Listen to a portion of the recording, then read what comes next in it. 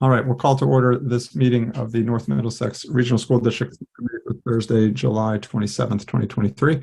As a reminder to the committee and the audience that this meeting is being recorded. We'll do the roll call. David? Here. Jessica? Here. June? Here. Lisa B? Here. Lisa M? Yes. Randy? Here. Susan? I don't see. Tom? I don't see, and I obviously am here. Our next scheduled meeting for the North Middlesex School Committee will be held at 6 p.m. on Thursday, August 17th. First order of business is our consent agenda with approval of minutes from June 12th, accounts payable warrants, payroll warrants, a $1,000 donation from the Nissitissit PTO, and disposal of surplus property. So moved. Second. June and Lisa, thank you. All right, June, do you have a question? I do have a question. The surplus property, the Ashby Elementary bleachers, we discussed it at the last Ashby Elementary Building Committee meeting. Just wondering if that actually belongs to the town or belongs to the district. And I know Nancy was looking into it. I'm wondering if we have an answer on that and what is actually being done with the bleachers. I can answer if it's okay. Sure, please, Nancy. So we did reach out to the attorney. The attorney felt that it does fall under the school district. They are unboltable from the walls, apparently. We haven't made a final decision on disposal. Mostly we're just trying to get it on the agenda so that we would have the option. So I think we're certainly welcome some ideas as far as how we would want to dispose of these. It sounds like, per the policy, we would try to sell them through a bid process. And if it makes sense to do that, that would probably be a good route to go. And then people would have an opportunity to place a bid for them. Most likely they're going to be salvaged in some way, like scrap, maybe separating the wood from the metal. So again, I think if one of the towns, I believe Dave reached out to the town on them, and so we'll check in with Dave as well before we move forward with any disposal. Okay, thank you. All right, thank you, Nancy. Thank you, June. All right, so this is for the consent agenda. David?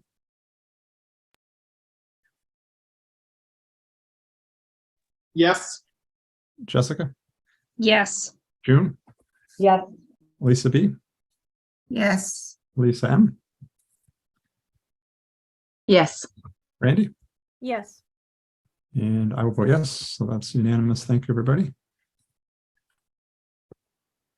Next up, we have public communications. We did not have any submissions for public comment this evening. Chairperson's report.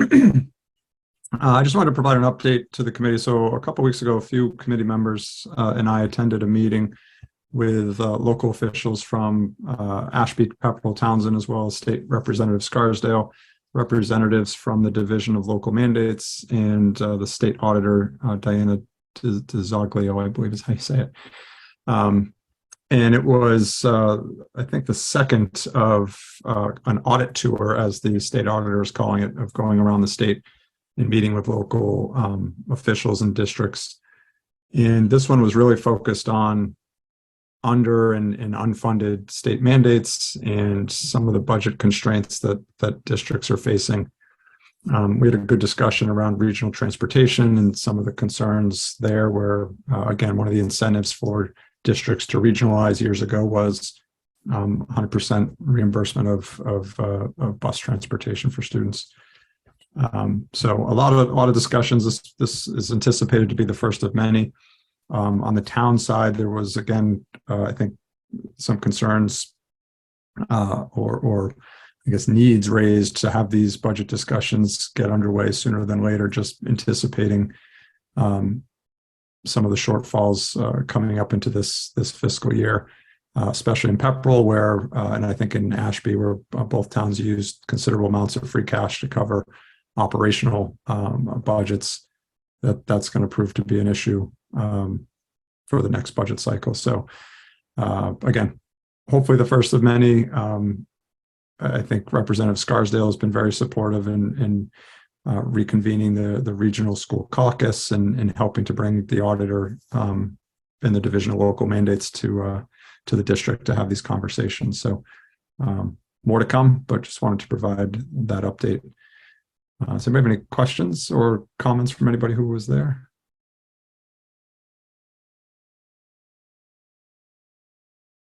All right. Then I will turn it over to Superintendent Morgan for his report.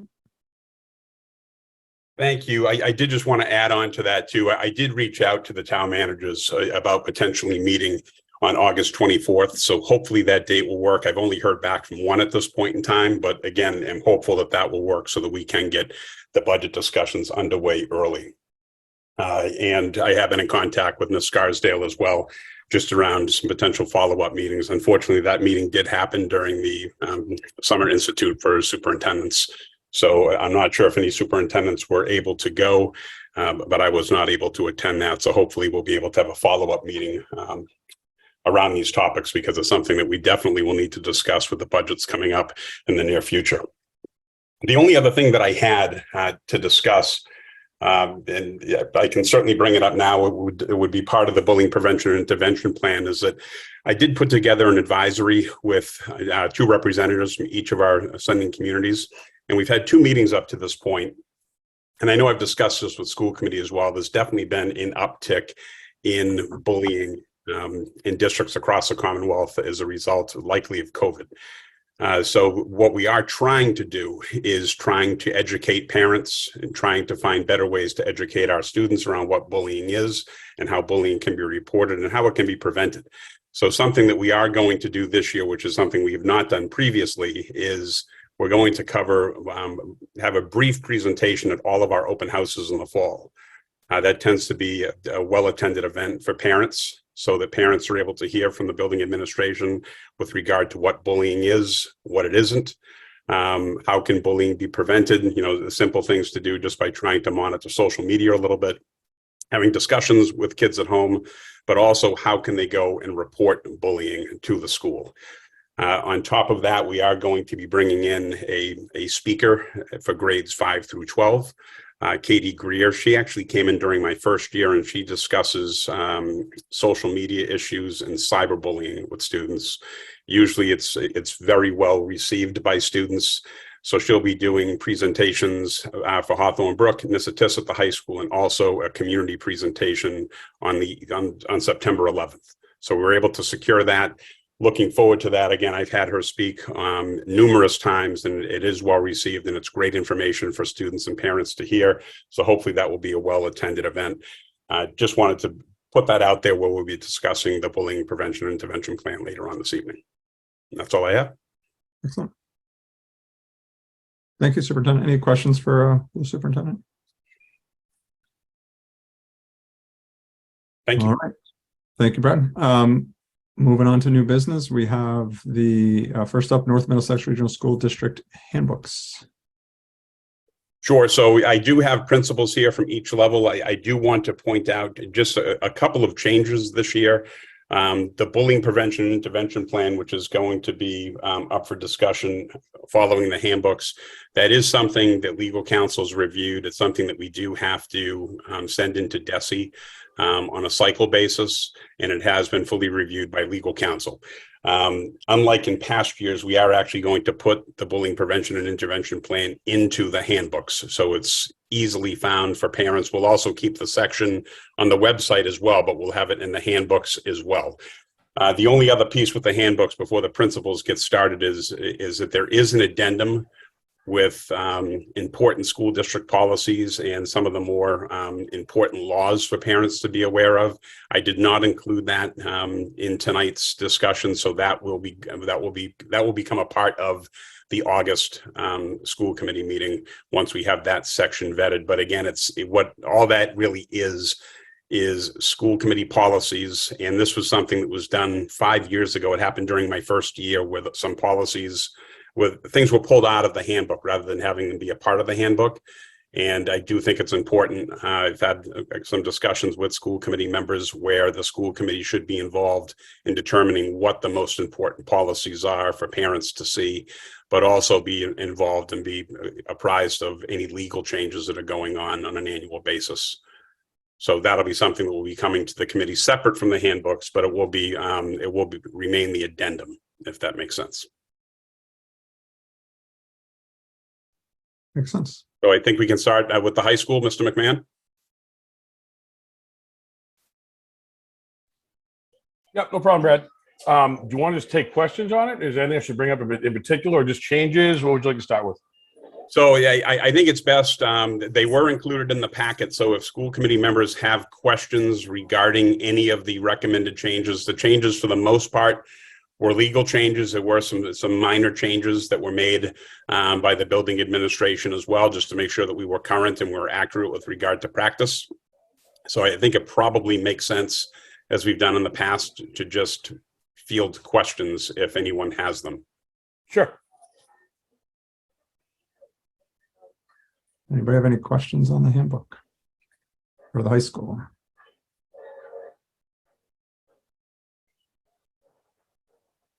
I'm not sure if the chair has any recommendations on a better way to do this, but the handbooks are pretty lengthy.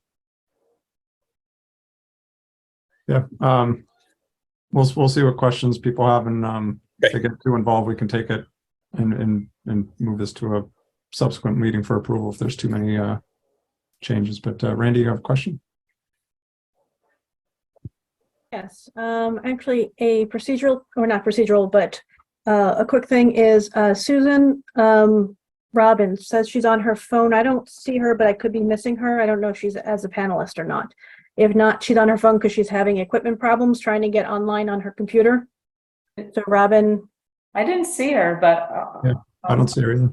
I yeah, don't see it in the attendee section either. yeah. Okay, let me let her know that. Thank you, Randy. Okay. Oh, I think she was in the wrong session. She's trying again.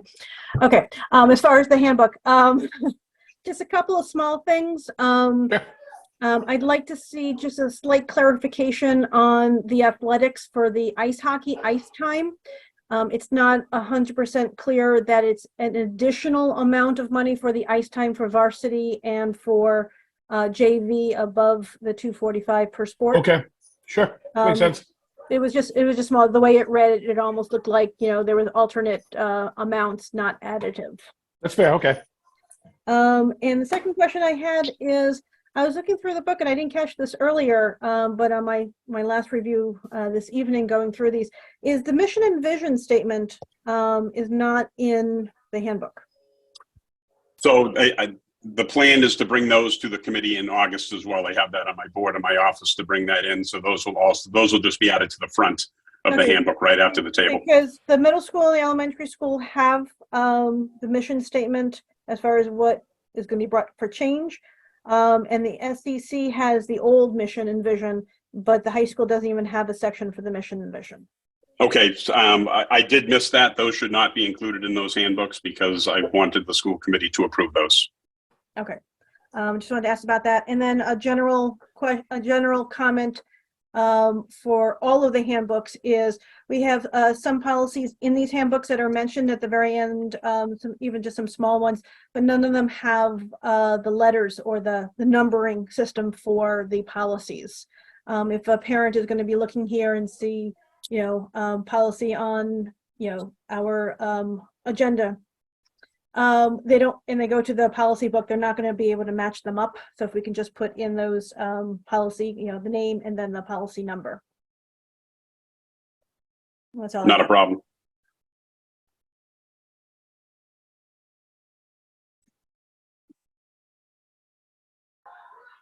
Anybody else questions on the high school handbook?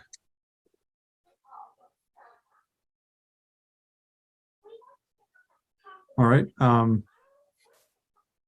Seeing none, then I will take a motion to approve the high school student handbook as amended through our discussion. So moved. Second?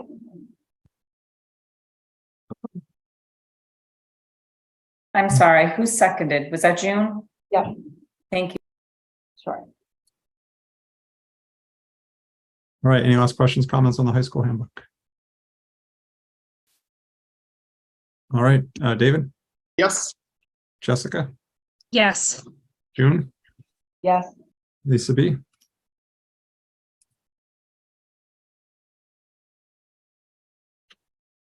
Yes. Lisa M, Yes. Randy, Yes. and I will vote yes, so that is unanimous. Thank you, everybody. Thank you, Principal McMahon. And next up, we have Principal Olmsted and Principal Young from the middle school.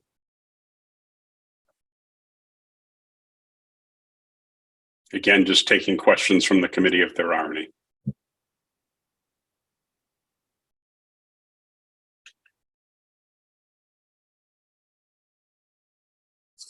All right, seeing no questions.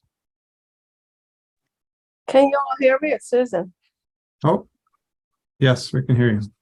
Okay, and I was putting my thumbs up on the video, but I guess you guys can't see my video. Since it wasn't called, you didn't know I was here. Oh, yeah, I didn't know you had It's arrived. okay.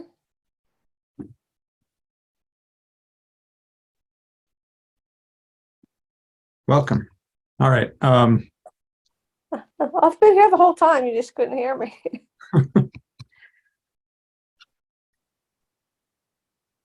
I heard Randy ask about putting the numbering lettering system on the policies.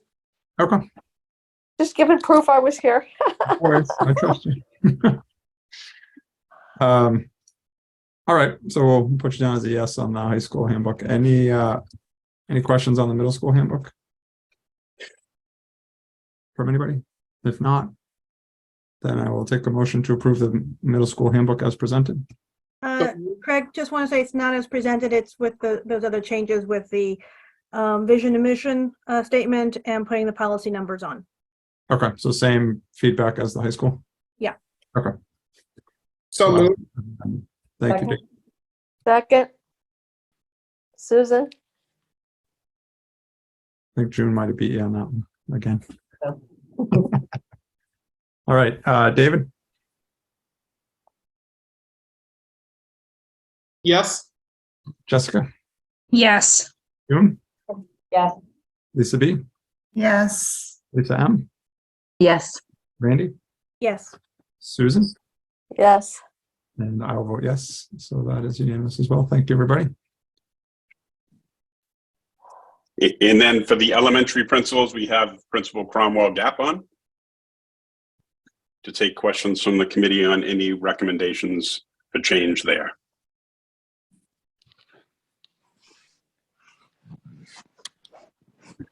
Any questions? Similar feedback, I assume, Randy, on the mission vision policy?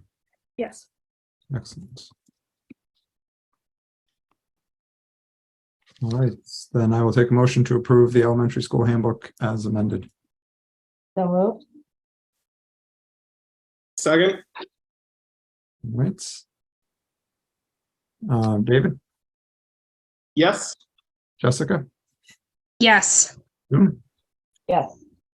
Lisa B, Yes. Lisa M, Yes. Randy, Yes. Susan, Yes. and I'll vote yes. Thank you, everybody. Thank you. And then we just have these. Oh, sorry. Go ahead. Oh, I didn't know there's other the Squanicook handbook and Yes. So I don't know if we need to go through those. So the Squanicook handbook, we have Mr. Brooks here to take any questions regarding that. Some very minor changes there. Thank you, Superintendent Morgan. Good evening, everyone. The only changes that we made to the Squanicook handbook is just changes that were required of us by the Department of Public Health. And so Catherine Hampson, who is our supervisor of nursing services, added some changes to the language as far as what we require as far as immunizations and such for students coming into the program. And those are on pages 18 and 19.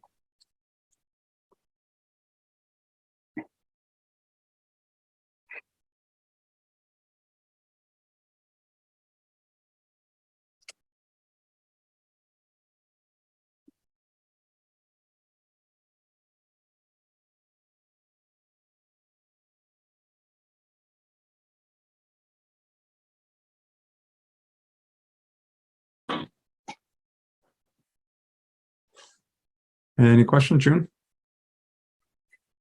Yes, I did notice that the school committee information is out of date, and will need to be updated on that.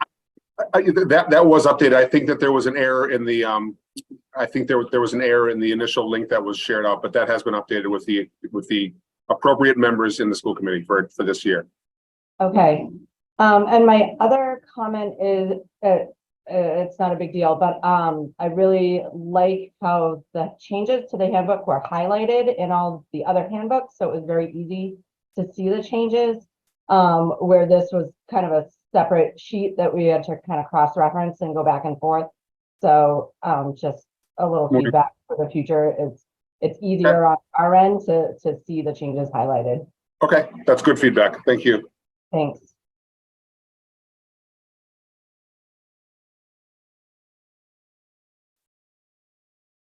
Right, any other And questions? Comments? that's all we have, I think. All right, then I'll take a motion to approve the integrated preschool program handbook as amended. So moved? Second, All right, Dave, yes. Jessica, Yes. June, Yes. Lisa B, Yes. Lisa M, Yes. Randy, Yes. Susan, Yes. and I will vote yes. So that is unanimous, and I think that is it. All right, thank you everybody for that. Moving on to the bullying prevention and intervention plan 2023 to 24, Superintendent Morgan. Yes, just quickly, this is something that we have to, on a cycle basis, submit to DESE. Our plan, much like other plans across the Commonwealth, is aligned to the model plan that was sent out by DESE several years ago, once the requirement was put into place that all school districts have a bullying prevention and intervention plan. And this is something that quite honestly, we send off to legal. We send it off to legal annually, just to make sure that the plan is still up to date with regard to the law. And that's what we have received back for feedback from Attorney Lee Mello, who works out of Tom Nuttall's office, just with updates to our current BIPIP, making sure that, again, it is in line. The only thing that would need to be changed after this would be the dates on the front. And then we would have to meld any recommendations from legal counsel into the handbook before we submit it to DESE.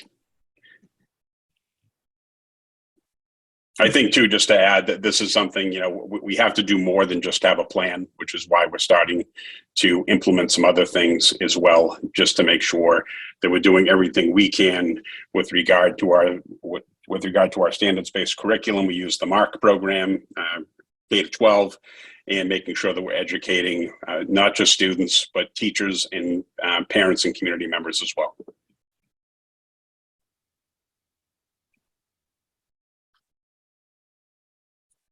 It isn't something the school committee, it's not something right now the school committee has to approve, but once it becomes part of the handbook, it is something that likely the school committee is going to have to approve moving forward once it's in the handbook.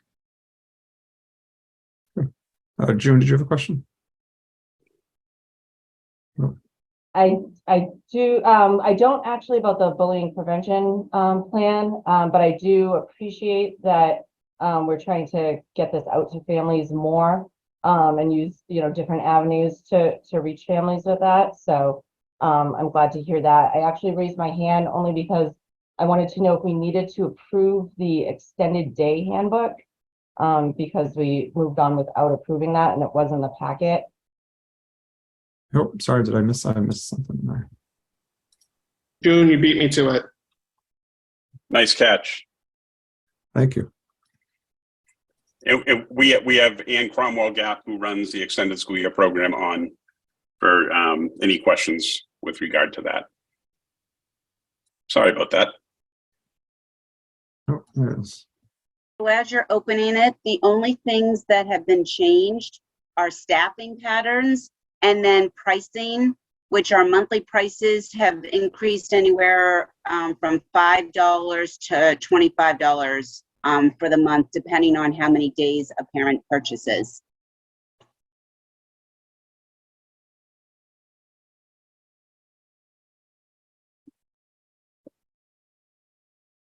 All right. June, do you have a question? Yes, nothing about the content. I'm fine with all of that. I was just curious why the formatting is so different for that one. And if it should have some of the same information that that we include in all the other handbooks. As far as like the I don't know, all the initial like district information at the beginning. Such as say, like the mission and vision statement and stuff like that. It's something that we can certainly add. I mean, it is an optional program that families have to opt into if it's something that they're interested in. So we can certainly add that if the committee would like us to do that. Yeah, I was just kind of curious if it should be the same, so it's all streamlined. I don't feel very strongly one way or another, and I don't want to reinvent the wheel, but I did just kind of notice that. So, Do you have any thoughts on that, Ann? I know we modeled this after some other districts. Yes, we did. But if you'd like changes, I don't have an issue with changing that up.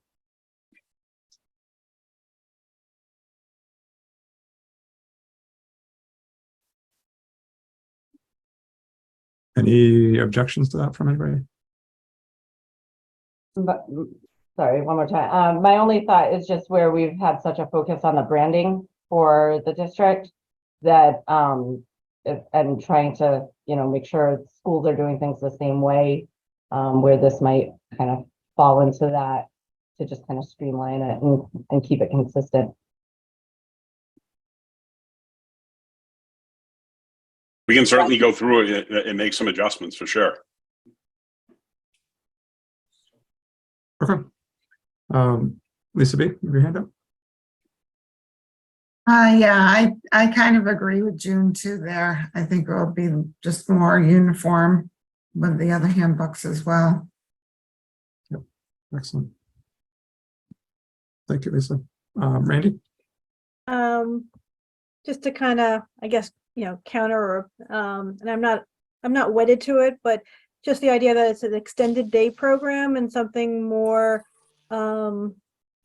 you know, something different than the regular school day, and not all the students go to it. I can see it being a little bit different to differentiate it from the standard school day. But I do like the idea of having everything standardized. So I'm kind of torn on that. We can at least add the introductory things with the school committee members, appropriate administration, mission, vision, things of that nature. We can add that, and again, that's certainly not a big deal, and hopefully that will address some of the concerns. Do we have an expectation that all the district policies also apply to the program? Yes. Yeah. Yes. So. All right, any other questions or comments on the extended day handbook? If not, I'll take a motion to approve the extended day program handbook as amended.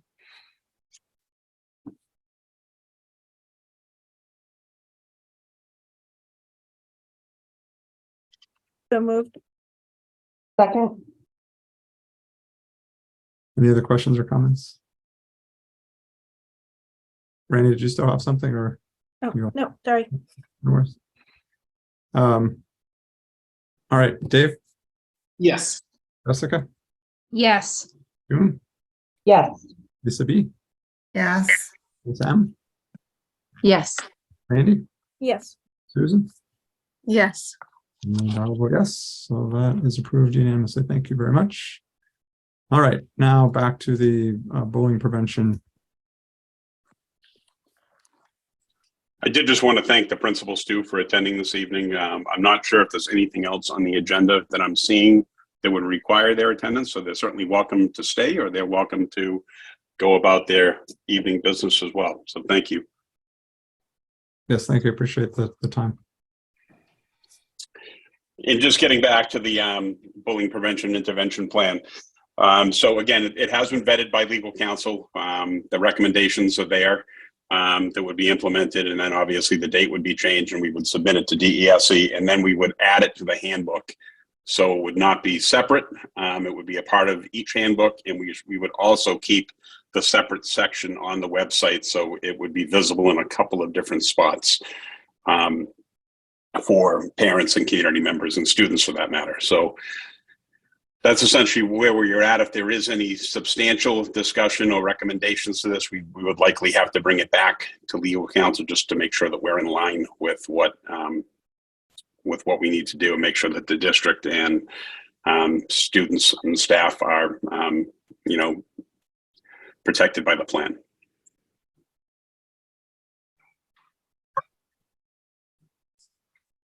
So Brad, this is just last year's plan without updates that need to be sent to DESE. Is that, I just want to make sure I heard that correctly. So this is the red line version. The updates should be in there. Okay. There was This was only sent- one. There's only one red line on Yeah, page Yep. Yeah, there 9, oh, 15. Okay. wasn't Yeah. much.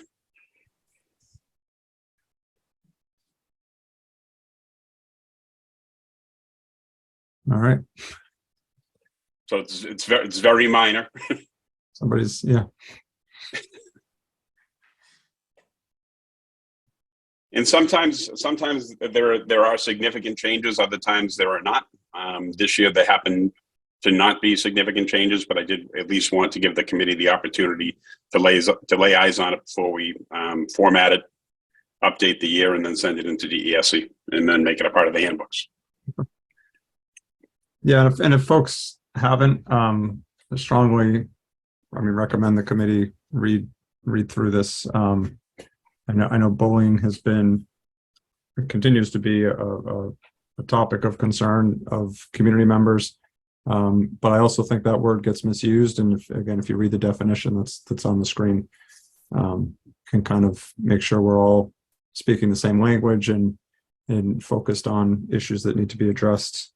And getting people to the right contacts when issues do arise, and following that through the administration. So strongly urge folks to read through this.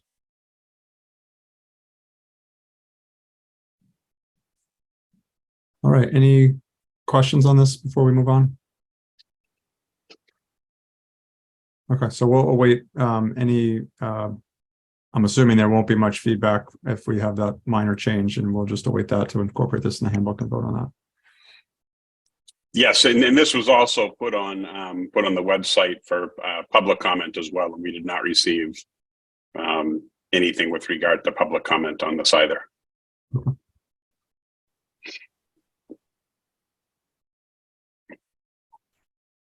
So I think we're good then. Okay, thank you. All right, thank you. Next up, we have the MCAS update. Dr. Boboris. Good evening, everyone. Craig, if it's okay, I'm going to share my screen. Yeah, please. I'm trying to figure out how to stop sharing. Go ahead. Oh, it says that you've disabled screen sharing. Are you able to? You should be able to. You should be good There we now. go. Yeah, Okay. I had to exit it first. Yeah. Are you seeing the MCAS PowerPoint? Yes. Thank you. Okay, great. So good evening. I just wanted to give a quick update regarding changes that are happening with the MCAS. We were notified earlier in June about some of the updates and that are going to impact the upcoming school year. So just overall updates. DESE's working right now to procure a new assessment contract that will be going into the 24-25 school year. Right now, the contract is with Pearson, so they may continue with Pearson, or there may be another vendor at that time, but they're not expecting any major changes as a result of that procurement to the actual assessment. They are looking to make some improvements to the current testing, both in terms of the format of it, as well as the depth that the students are able to demonstrate their learning and understanding. And as I said, there are some changes that will impact us going into this year. So the chart on this page just shows kind of what the current testing structure is. And under science technology, I didn't include, but we have the ninth and 10th grade testing that students take as an end of unit or end of course test for chemistry or biology or physics, and that's to meet the competency determination. But what's new for going into this school year is the field testing of an innovative assessment for science and technology, which I'll talk about on a subsequent slide, but we're going to start to see some of those types of questions on in the grade 5 and grade 8 test for this coming school year. Also new this year will be field testing for a grade 8 civics exam. And the next slide talks about what that will look like. So they've been working, we had, in the past few years, there's been the shift to the Civics Action Project for grade 8 and our high school students. And the state wanted to come up with an assessment to be able for students to demonstrate the understanding beyond just completion of a Civics Action Project. So what they've come up with is a test that's kind of a two-part test. The first is a state level scored performance task. So students will be presented with some problem or scenario, and they'll have to incorporate not just individual work on it, but group work to be able to discuss problems, analyze, critique, and really demonstrate some of those higher level skills that we don't necessarily see on our paper, pencil, or computer-based MCAS test. And then the second part of the test is an end of course test. And that will be more of a traditional MCAS-like computer-based test. Their goals, and I've highlighted this, that third bullet is really about measuring deeper learning. That's been an area of focus for DESE over the past few years, really, rather than trying to look at the breadth of what we're teaching, really getting deeper into learning and understanding. And so they're trying to develop assessments that better match that goal. So while they've been field testing it with some students across the state, this year, all of our 8th grade students will be exposed to this field test this upcoming school year. And then for science, our 5th and 8th grade students have been taking the science MCAS for a number of years now. And again, that has been more traditionally looking at just content knowledge as opposed to applying skills to your learning and understanding. So with the state's focus of really deeper learning, they've developed new question structures that are real world scenarios. They include simulations where students have to apply their skills and knowledge. They need to conduct investigations, make observations, and analyze data. So again, they're trying to get away from this, I'm going to ask a question that just has a factual response, a right or wrong response, and really look at how are students applying the skills that they're developing within their classes and how can we better measure that on an assessment. So for this upcoming school year, we'll still see the science and technology exam, but embedded in that will be some field tested questions using this new format, with the goal being in the 25-26 school year, the shift over to the full innovative science assessment. So I just wanted to share that with the committee, just because you may hear people asking questions out in the community. Any questions?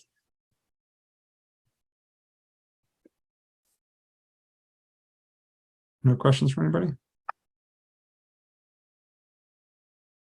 All right. Thank you, Gary. Appreciate that. Not a problem. Going to shift to the strategic plan now? Please, yeah, that'd be good.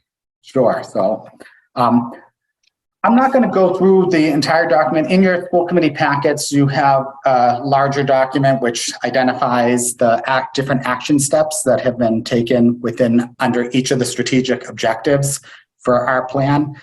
As you know, this was a plan that was developed back in 2019. It was a 5-year plan. So we're moving next year into our final phase of this current strategic plan, which means during the course of this school year, we'll be spending some time involving the community, involving school committee members, parents, teachers, students, to help frame the district improvement plan going forward for the next 5 years. While I can't say with certainty what will be on there, I do anticipate that we'll start to see some goals around portrait of a learner, or what some are calling portrait of a graduate, which really identify what are those core skills that really cross domains academically, but also cross life skills that students need to have to be successful beyond high school. And we're going to start some work this year at the high school level of identifying those core skills and identifying how can we embed those within our practices across the content areas, with the goal in subsequent years looking at, okay, so if this is what we want them to be doing at high school, what does that look like for a middle school student? And how can those students demonstrate, develop, practice those skills? What does it look like at the elementary level? How can students demonstrate, practice those skills there, so that it really becomes a clear and consistent through line from elementary up through high school.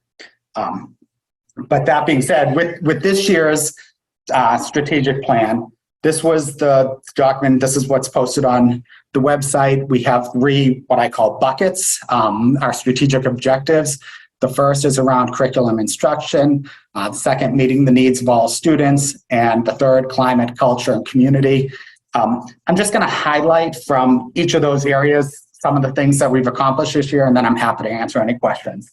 So under curriculum instruction, some of the big areas of focus have been about developing systems to better assess and measure student progress. So we've had developed common assessments. We've introduced some new online assessments that students are taking, IXL and iReady, which allow teachers the opportunity to get some real-time data to not only assess students, but use that assessment data to drive their instruction and identify interventions that students may need. We've also been working very hard over the past couple of years in the curriculum department with the implementation of both the expeditionary learning English language arts curriculum, as well as the illustrative math, IM math programs.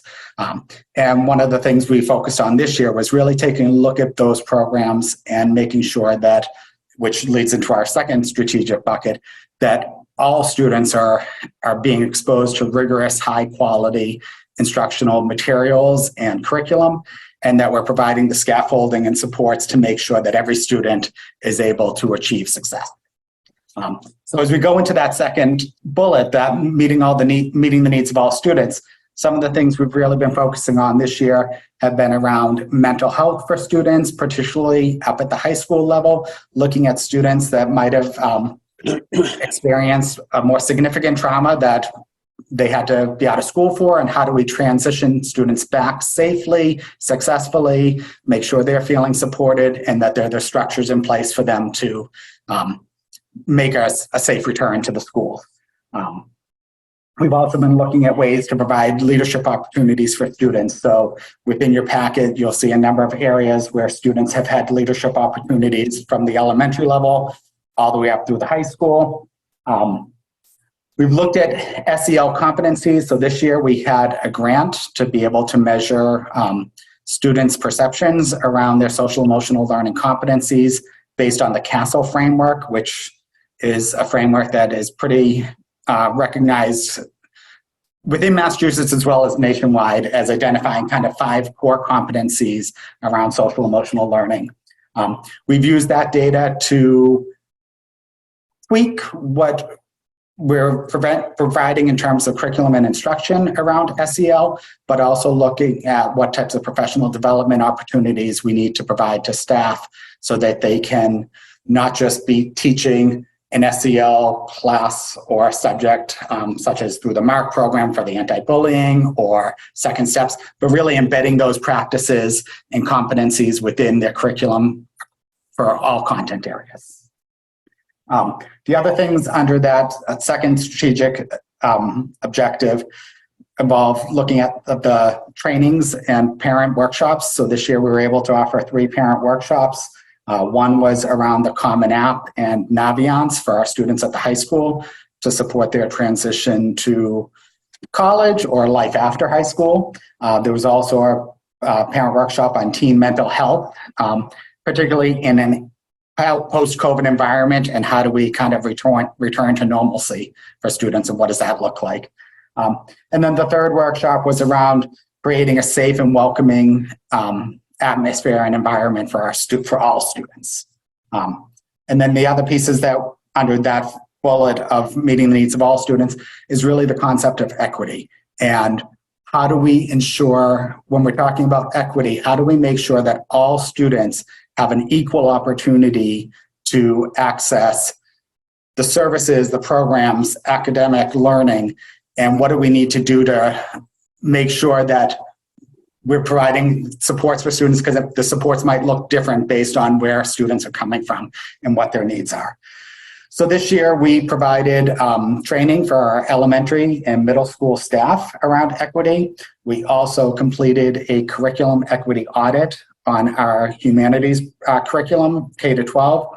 The goal of that this year was really to work with an outside consultant to learn the practice of how to do an equity audit, so that as we're going forward and this upcoming year, when we're looking at our high school curricular programs, we can incorporate the strategies and approaches of looking through an equity lens as we're completing that curriculum work. We also received the genocide grant, which has allowed us to look at how we're introducing concepts of genocide instruction at the high school level as mandated by state law. We have completed an equity survey that community members and parents were invited to participate in at the beginning of the year. We only had 24 responses, so I'm hoping to do that again as we go into the fall to be able to use that 24 responses maybe as somewhat of a baseline and then look at where are we 1 year later. And then we're also looking at discipline data. It's to make sure that there's nothing within our school, our policies, our practices that are promoting differences for different students. Because some of our subgroup populations are so small, it's hard to just look at the numbers of the data. So we're really having to spend some time to dig into that to make sure that we're doing things that are supportive for all of our student population. And then the final bucket for this current strategic plan is around climate, culture, and community. Really, a lot of that focus has been around how do we brand ourselves? How do we create a social media presence to promote the positive things that are happening in the schools? So I think what we've seen is that there's been an increase in the number of posts and the number of posts that really promote the good things that are happening in the schools. We started the year, staff started with a Better Together door decorating contest, really just to get everyone on board that, with the concept that we're better when we work together. And that was really well received. We had some staff and school committee members, parents working on the vision, mission, and core values committee to really identify how do we want to highlight ourselves and where do we want our students to go and be as they move forward in either their learning or careers. We had a celebration of learning at the end of the school year where we had teachers K-12 highlighting student work and an opportunity for teachers to walk through and see the work of students across all content areas and really start to identify what do they notice in terms of what's happening if a high school teacher is looking at a kindergarten lesson or activity or student work. What do they notice and how does that build on what we're doing as we move up to the high school?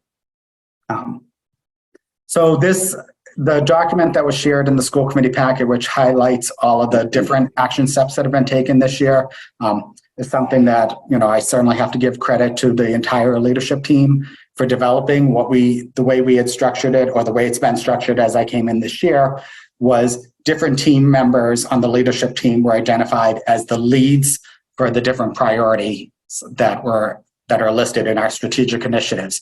So they were responsible for ensuring that we were moving forward, to monitor the progress, and to be able to identify and track and share out where we are. And that's the strategic plan. Thank you. I appreciate how you've kind of laid it out both here and in the kind of the updates on the full document. So thank you. A lot of good progress being made, and kind of appreciate that update. Any questions from the committee, Randy? I just have a quick question on the assessments being used, the IXL diagnostic and the iReady, yeah.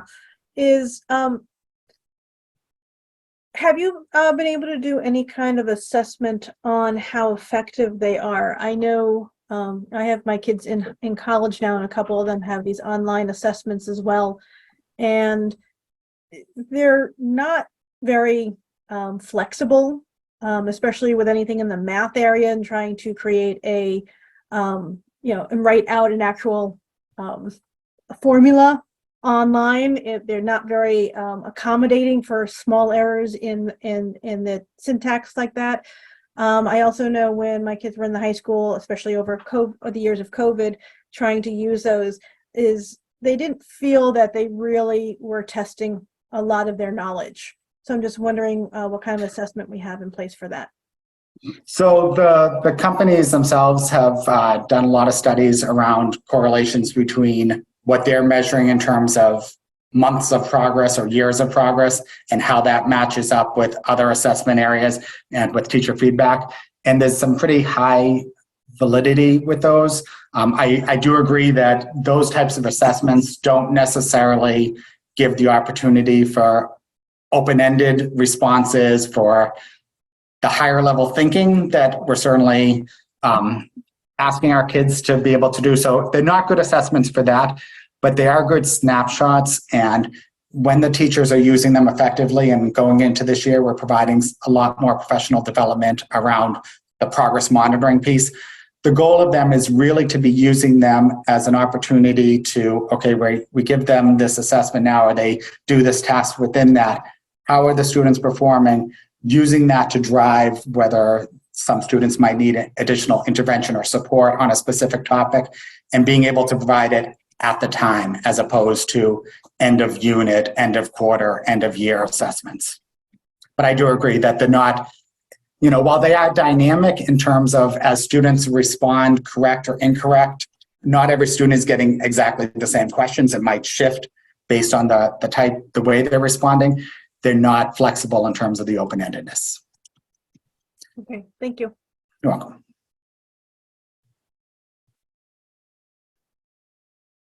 Any other questions or comments?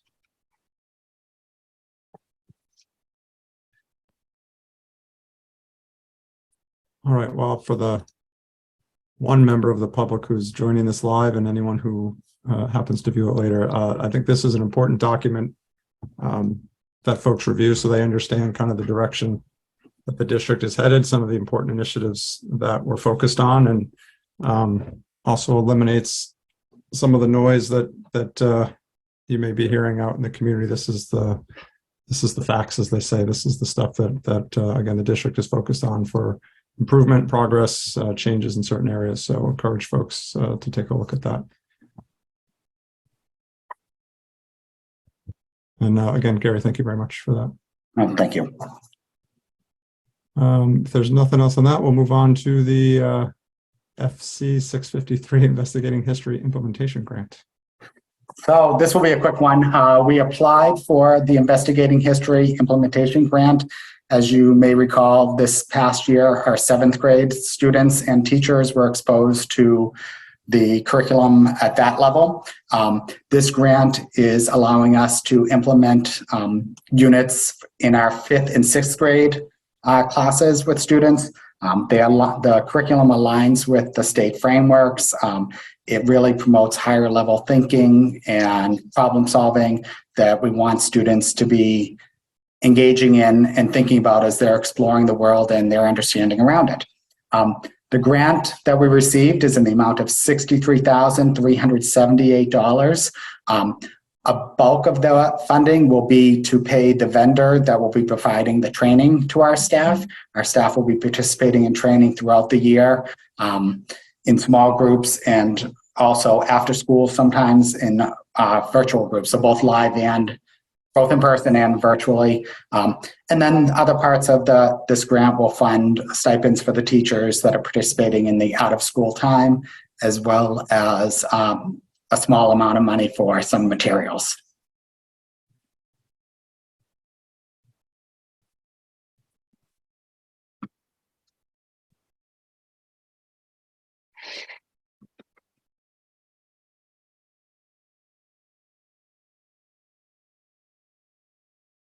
Any questions from the committee on this?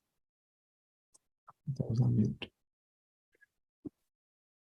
All right, seeing none, I will take a motion to have the school committee accept the FC 653 Investigating History Implementation Grant as presented, and that's in the amount of $63,378.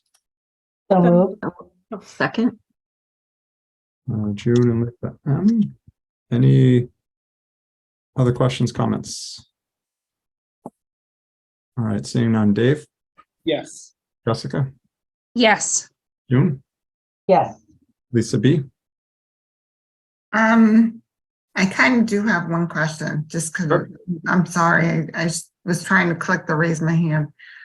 Where do we see the entire curriculum that's being taught to the students?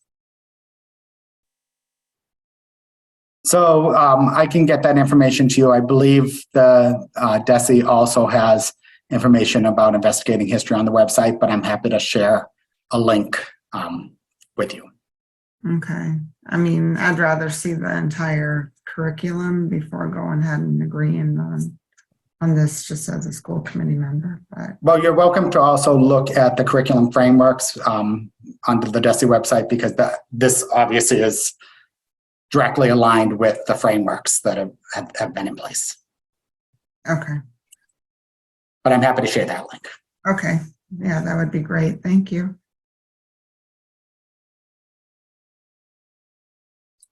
So Lisa, are you a yes or no on accepting the grant? Yes. Lisa M? Yes. Randy? Yes. Susan?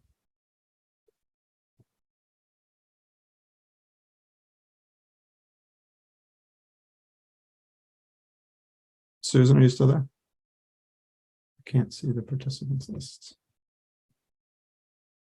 All right, I'll take that as an abstention, and then I will vote yes. So that's Craig, Susan had her thumbs up on her camera. oh, okay. Thank you, Susan. All right, so that is unanimous then. Thank you for that. Moving on to the van pool transportation updates.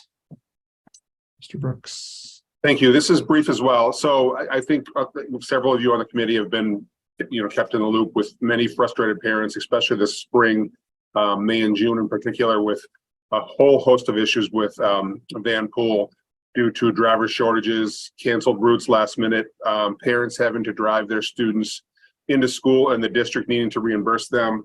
When we did that, we took that off the invoices and had van pool actually pay for reimbursing the parents for driving their students to school.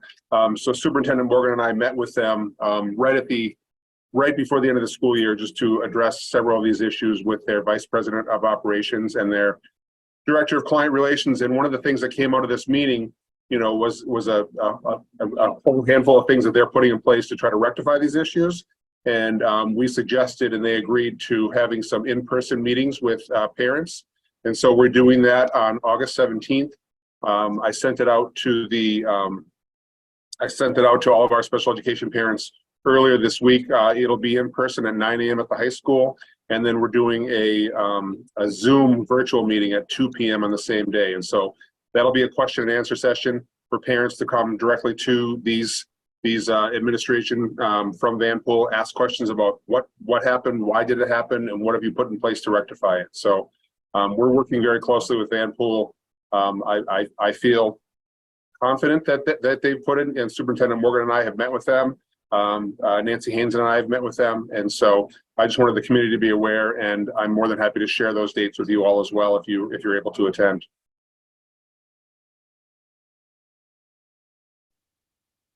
Brad, did they share any like high level? I'm not looking for specific incident explanations, but did they share any high level information as to what happened or what maybe has happened? One of the biggest issues they're having, as are we as a district, as are many companies, is hiring. And then once you hire, it's retaining employees. And so they've done job fairs. We've actually shared information with our community. You may have seen some of the links that have gone out with job fairs. They've stepped up their training. They've stepped up when they have drivers filling in for other drivers who are out sick, because if a driver calls out sick, the morning of a route, and they have another driver have to fill in for that route, that's where some of the mix-ups happen. And so these are some of the issues that they're working hard to address, and that they're going to talk directly to our families about as well. Thank you. Any other questions, comments from the committee?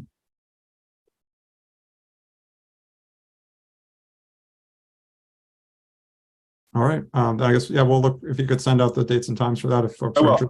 Yeah, so I shared it with, I send out a welcome back to the school year information letter at the end of every July. And then I'll also send out a reminder probably that at the end of that second week of August, just to let families know. So I'll share that with you all as well. Perfect. Great. Thank you. Thank you.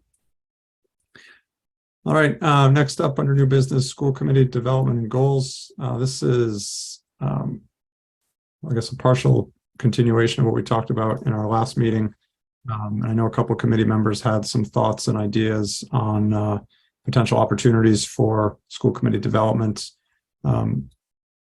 So I'd like to talk through that with folks. If anybody has ideas we want to talk through now, but probably be best to have at least maybe two committee members work to maybe propose an activity for the school committee from a development perspective. And then we can use that to funnel into some goals for the upcoming academic year for the committee itself.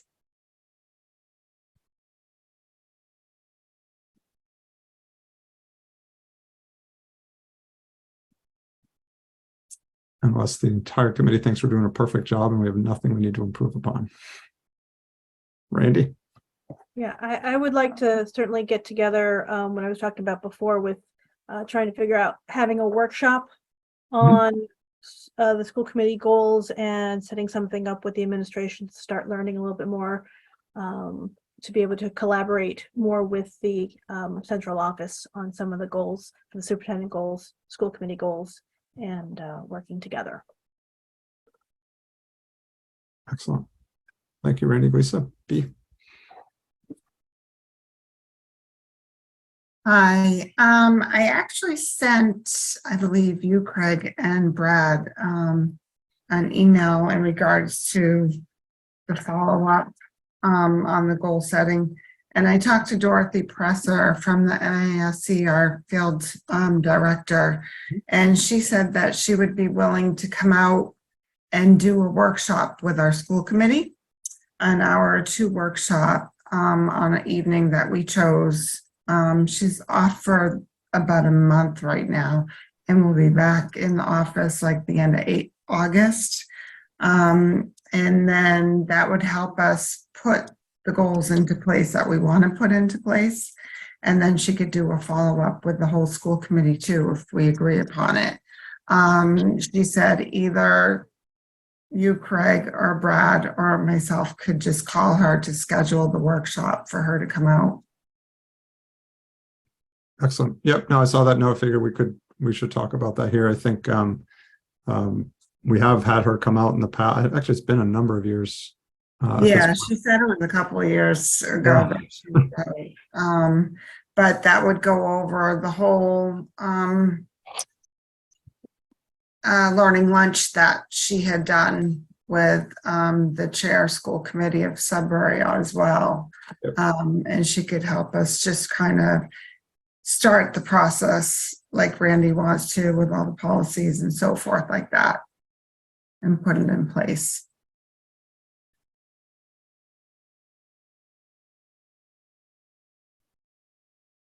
Yeah, I think that would be a good idea to kind of level set. Again, we haven't had her out in a number of years. Yeah, so she said just for us to kind of maybe agree on an evening or something that we all can make it to. And then one of us can get back to her and try to schedule it. I know leading up to the new year is generally a tough time, just with vacations and getting ready for the school year. So, but maybe shortly thereafter might work for folks. I don't know. Lisa, if you and I don't know, Randy, the two of you want to work together on maybe what that workshop would entail and propose a time for that? Absolutely. Yeah. Thank you. Yeah, because I think that'll be a good development opportunity for us, and then dovetail that into setting some goals. And I think as the school year starts, the superintendent will be setting his goals. I think it'll all kind of come together nicely. Like the first half of September, but not, I mean, away from obviously Labor Day weekend. Maybe first half to mid-December. I mean, September is the month I'm trying to say. Yep.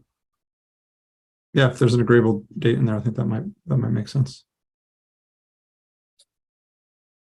And if we're meeting monthly, then there could be a couple of Thursdays in there if that still works for folks. All right. Any comments from anybody else in terms of what they'd want to see as we look at development opportunities or goals or both?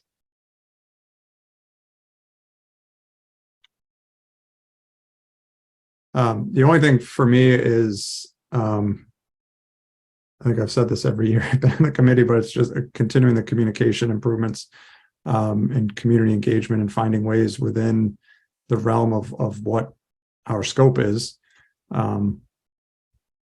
to make sure that we're communicating the work that we're doing to the community. I know over the years, people have tried to engage folks and get them here. Lisa, I saw a number of posts from you on Facebook to encourage people to come to this meeting, and we had one person out of over 3,000 students show up. So less than disappointing when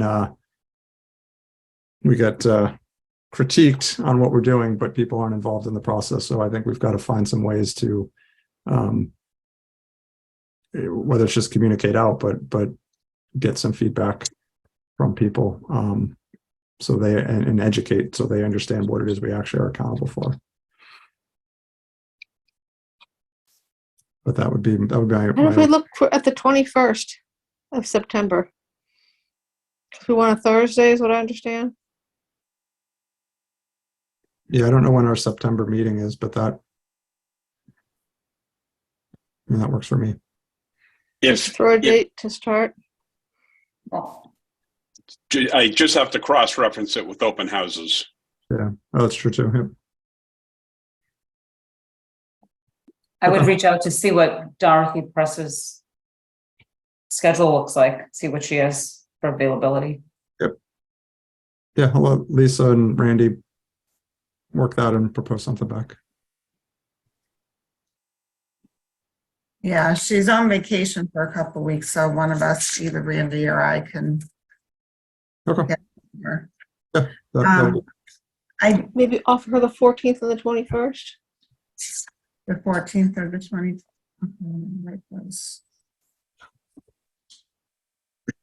Okay.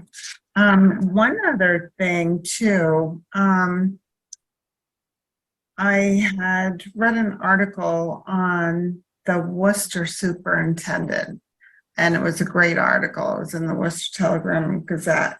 And she has launched was just speaking about all the things she's done through the past, I think she's been there 2 years. launched the Family and Community Engagement Roundtable. And they said it's to hear from students, caregivers, and the community members to help guide the district planning. So I thought that was really interesting. I did put a call into them, of course, through the summer. So I guess it's a department they have within the school because it's a huge district. I mean, it's a huge school. So, and they gave me a name, Casey Starr. I haven't followed up with the call. But I just thought it would be interesting. I don't know if you, Brad, know the Worcester superintendent at all, where you could maybe reach out and ask her. I knew the previous one. I don't know the new one, but I'm happy to reach out. Her name is Rachel Monterez, I believe it is. But the article on her and the things that she's done within the her district seemed pretty amazing what I've read. So, but this family and community engagement roundtable seemed pretty interesting, and maybe that would be one way that we can get the community more involved with our district as well, along with parents and students together.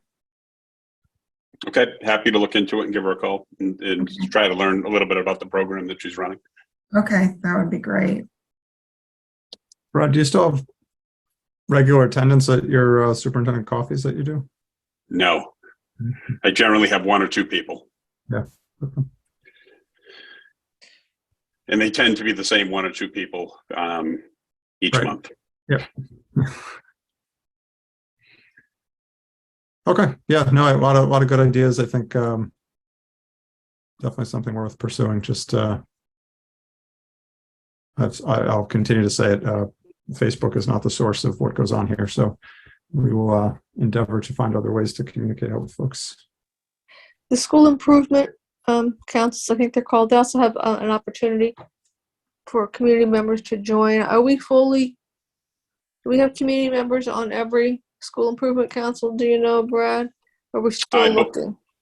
I believe that we have them on most. I believe that there was one school that was struggling to find a community member, but again, if a lot of schools count parents as community members, Right. I mean, technically there should be a community member on it as well, but that's not always easy to find. But all the schools do have school councils made up of staff, parent, and/or community members. And that's I know required by years DESE as ago, well. Spalding had the Townsend librarian as a community member, which I thought was great. And I'm not sure of who comprises of each one, but each school does have a school council.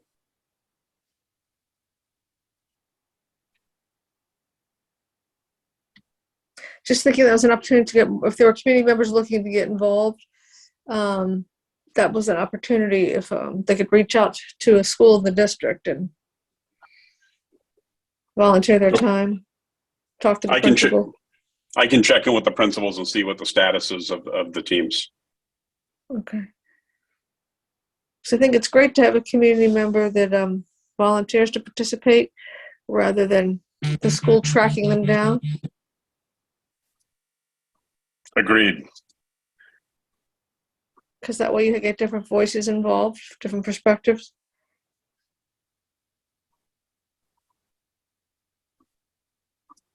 Okay.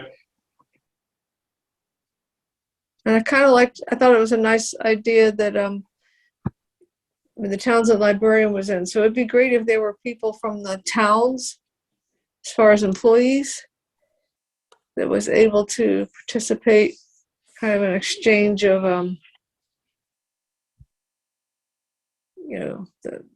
that we work together, we're sharing budgets and we work together just to get a better understanding of each other. Okay. No, I think that's a good point. Just to toss that out there for having trouble finding community members, perhaps go to one of the towns and look for, an officer or someone out of the highway department or, anyone across the towns. Okay. All right. Anything else on goals and development opportunities? All right. Moving on to old business. We have the Spalding Memorial School lease agreement. Superintendent. So I do not have an update on that as of yet. I did reach out to the town manager in early July and also the end of last week. I did request that potentially he look at putting together a team of people that can meet with us, a representative group from North Middlesex Regional School District as well, to discuss some of the issues that we're having with finalizing the lease. So an email was sent on the 5th of July, another one was sent on the 25th, and actually, so it was Monday. Just waiting to hear back. It's very likely that he's on vacation or something along those lines, or hasn't been able to put together a team because of vacations. But I'm hopeful to hear at some point soon. And if I don't, I'll reach out again because I do think we have to sit down as a group and try to work out some of the differences. And does that include perhaps Townsend Ashby youth baseball, softball? Or is it not just that? I'm not sure if it's going to include them or not, because I feel like that situation has been addressed. Okay. I think there are just other issues with the lease and Got it. Building use. I think is really the big one that we're going to have to address and discuss. So I'm just waiting to hear back from Mr. Slagle. Once I hear back from him, I'll let the committee know, and then we can establish a team as well to meet with them. Jess, I don't know if you feel comfortable knocking on his door, but I was just gonna say he almost never emails back. You have to call him. You have to physically go down there. You have to be proactive about it. That's just been my experience working with him. Okay, I will do that. Thank you.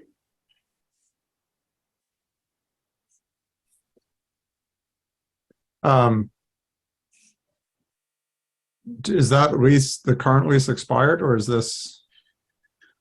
Nancy's on the call. I believe the current lease is expired. It is expired. So it's just more or less, right now we're continuing on as is, but there are still issues with regard to how they would like the building to be used, when in reality, we still have to get the building cleaned. We have to get ready to be open, and that entails waxing, stripping, waxing, allowing the floors to dry, removal of furniture. So it's not an issue unless we end up having to potentially add another week on to the rec program. Then it becomes an issue. So right now we've moved the rec program for its last week to Hawthorne Brook, because that building will be done. And then it will allow Spalding to finish up the areas that Townsend Rec was using for the summer months, or for the summer weeks, I should say, to prepare for the opening of school on the 14th, when teachers are allowed to come back into the buildings for the first time. We basically don't allow staff in the district so that the custodial staff can get the buildings done in between, making sure Townsend Rec has what it needs, but also the extended school year programs have what it needs as well. And we still don't have a full custodial and maintenance staff. So it's a challenge. Yeah, I mean, I think we said this before, right? I think building use is different than the lease, and that I think those two need to remain separate. And he can provide another lease where a landlord leases out a facility and allows for the landlord to use the facility for nothing. I'd love to see a lease like that. I've not been able to find one. So good luck, and we'll look forward to an update. Thank you. Moving on to subcommittee reports. Lisa, any accelerated repair updates? No update. All right. June, the Ashby Building Committee, how are things going there? We're finally starting to make some progress on some of the tasks that we identified as initial things, such as like boarding up the old wing, things like that. It's not boarded up yet, but we have quotes now finally. So Dave Amari is working very, very hard and doing a lot. So I'm trying not to micromanage any of that because he has a lot on his plate, and Ashby is just, one of 7 schools that he's managing. So, but we are making progress. We're also hoping to take advantage of a green energy grant opportunity this fall. So anyhow, our next meeting is August 8th. Excellent. Do we have updates on the money that was set aside by Ashby? Has any of that been spent? And do we have updates? If so, do we have updates on how much progress we've made? It hasn't really been spent because we're waiting for quotes on a couple of the big things first. So we really need to get these bigger issues nailed down. And then we'll be able to kind of filter down from there. Okay. Thank you. Yeah.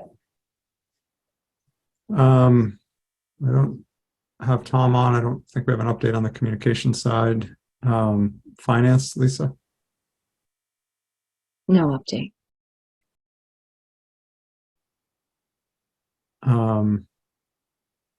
Negotiation personnel, Lisa?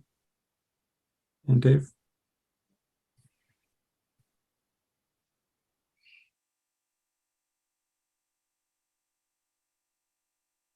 Nothing from either? We have nothing from the unions. Okay. All right. Policy, Randy? No updates at this time. I need to get a meeting together. Schedules have been a little bit tough over the summer, but we'll get going. No worries. And then any updates from our liaisons, Ashby, Pepperell, Townsend, June, Dave, Jess? No updates from me. All right.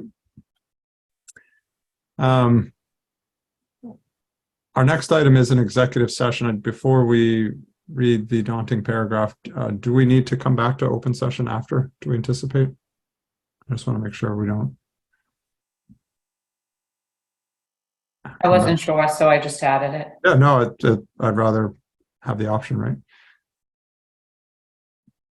I just I'm not don't. sure there's a Yeah, I don't think there's anything we're gonna have to come back here to vote on, so.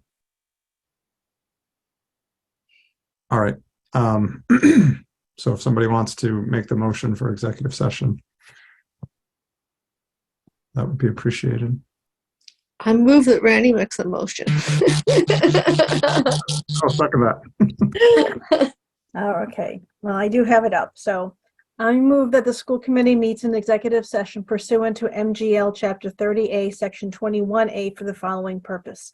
Purpose 3, to discuss strategy with respect to collective bargaining or litigation if an open meeting may have a detrimental effect on the bargaining or litigating position of the public body and the chair so declares. Purpose 2, to conduct strategy sessions in preparation for negotiations with non-union personnel or to conduct collective bargaining sessions or contract negotiations with non-union personnel, the superintendent of schools.